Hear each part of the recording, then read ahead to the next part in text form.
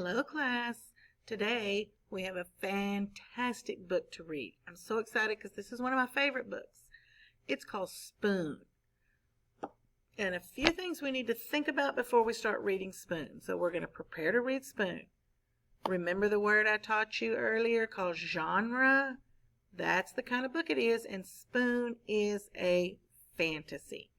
Fantasies, remember, are stories with made-up events that could not really happen. As you read Spoon, look for characters who are not found in real life, the setting or where the story takes place, and a lesson that the main characters learn. We're also going to be thinking today about author's purpose. What was the author's purpose for writing this story, Spoon? So as you're reading, be thinking, is the author trying to persuade me into liking something or wanting to do something? Is the author trying to just give me information, facts about things? Or is the author just trying to entertain me? Be thinking about those three things as you read. Right here it says set a purpose. As you read, stop and think. If you don't understand something, reread, ask yourself questions, use what you already know, and look for visual clues to help you understand the text. Visual clues means what we see with our eyes when we're reading that help us understand. Some power words that are going to be in our story: proper, blue, useful, and realize. These are power words to be looking for in the story. So today I'm actually going to let a super fantastic teacher read the story to you, but while she's reading it to you, we're going to be thinking about the author's purpose for reading this story. Let's look real quick right here. Remember the author's purpose. Why did the author write this story? To persuade, inform, or entertain. So be thinking about that as you watch this story.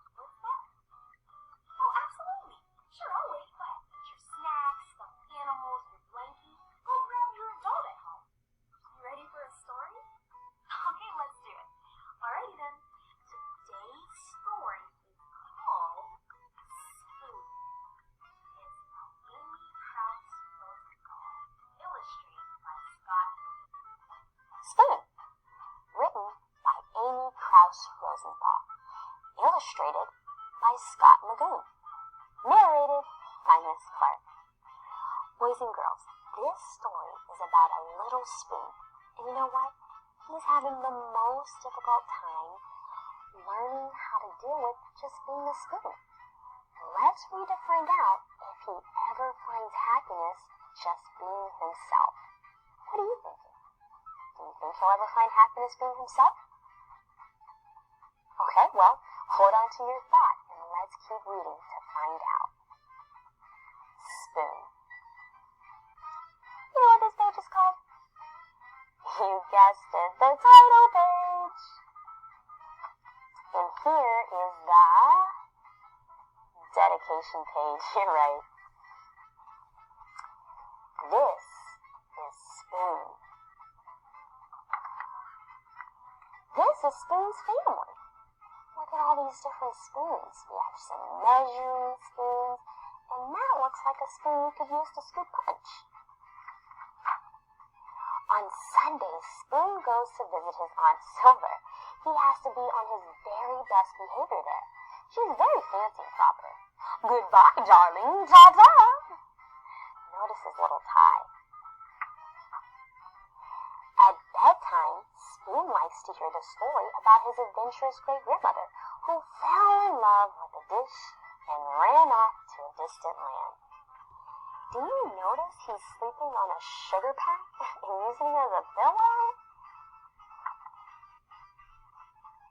Lately, though, Spoon had been feeling blue. What's wrong? Asked his mother. You look a bit out of shape. Nothing, mumbled Spoon. It's just that, I don't know, all my friends have it so much better than me. Like mine. Life is so lucky. He gets to cut. He gets to spread. I never get to cut or spread. Yes, life is pretty spiffy that way, isn't it? And Thorn is so lucky. And Thorn is so lucky. Sorry, having a little technical difficulties, but that's okay.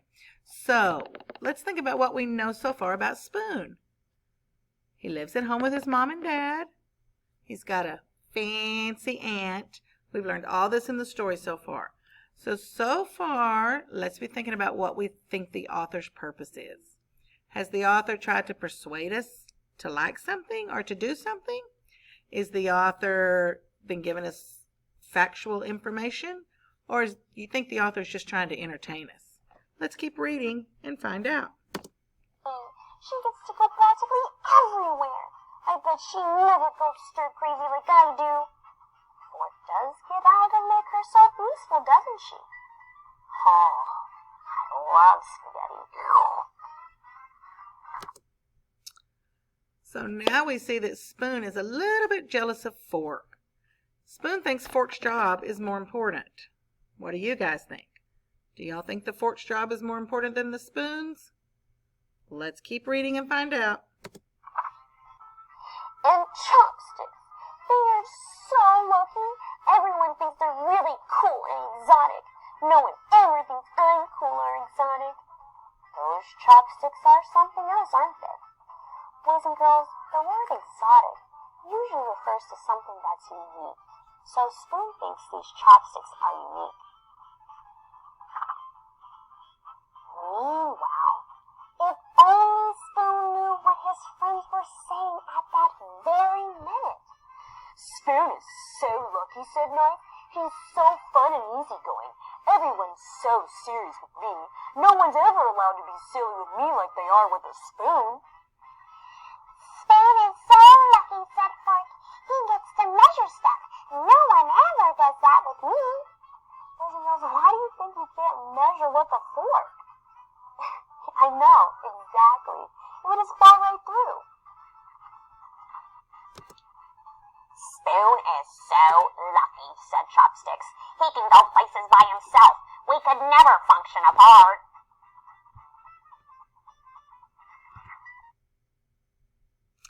So, Spoon is so jealous he thinks the Fork's job is more important than his. The Chopstick's job is more important than his. But then the Fork and the Chopstick are looking at Spoon like, you're so lucky. People measure stuff with you. We don't get to do that. And the Chopsticks are like, ugh, we have to stay together to be useful. You can be useful all on your own. So it looks like the Spoon is pretty useful, huh? That night, after bedtime stories, Spoon's mom turned off the light, tucked him in, and said, You know, Spoon, I wonder if you realize how lucky you are. Your friends will never know the the joy of diving headfirst into a bowl of ice cream.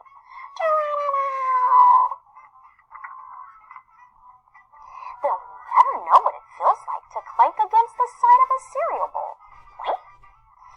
They'll never be able to twirl around in a mug or relax in a hot cup of tea. Hi. Spoon hadn't thought of it that way before. He lay awake in bed for a long time. His mind was racing. He felt so alive. There was only one thing to do. I can't sleep. Come snuggle. Come, Spoon. And so they did. Hi, did you like that book? I sure hope you did. Everyone's so serious with me. No one's ever...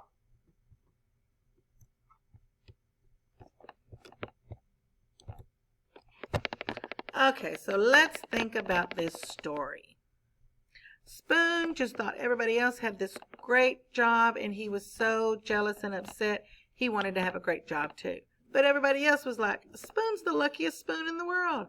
He gets to dive into the ice cream. So I'm thinking we're all special and unique. We all have our own little jobs that we're good at, and that's okay. Everybody's good at something different. So let's go back and think about the author's purpose for, just a minute, reading this story.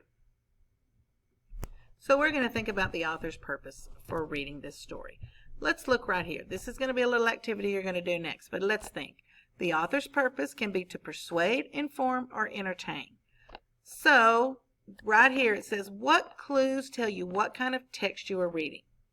Well, that's asking about the genre. And remember how we talked about the genre and how in a fantasy story, things like forks and spoons, they don't talk in real life, do they? So that's a clue we get from our text about what the genre of this story is. So I would think that the clues tell you what kind of text you're reading. We're reading a fantasy. Why do you think the author wrote this story? Do you think the author was trying to persuade us, inform us, or just entertain us? It is a fantasy story about spoons and forks and chopsticks that can talk. So I'm going to let you decide what you think the author's purpose was. What new clues about the genre have you found? So we were reading about fantasies. We know one way to tell if it's a fantasy is things that normally don't talk in real life can talk. What are some other things you found in the story that let you know it was a fantasy? Did the spoons go to sleep at night with pillows and blankets? Do the spoons at your house do that? The ones at my house don't. So I'm thinking that's a clue that it's a fantasy, right?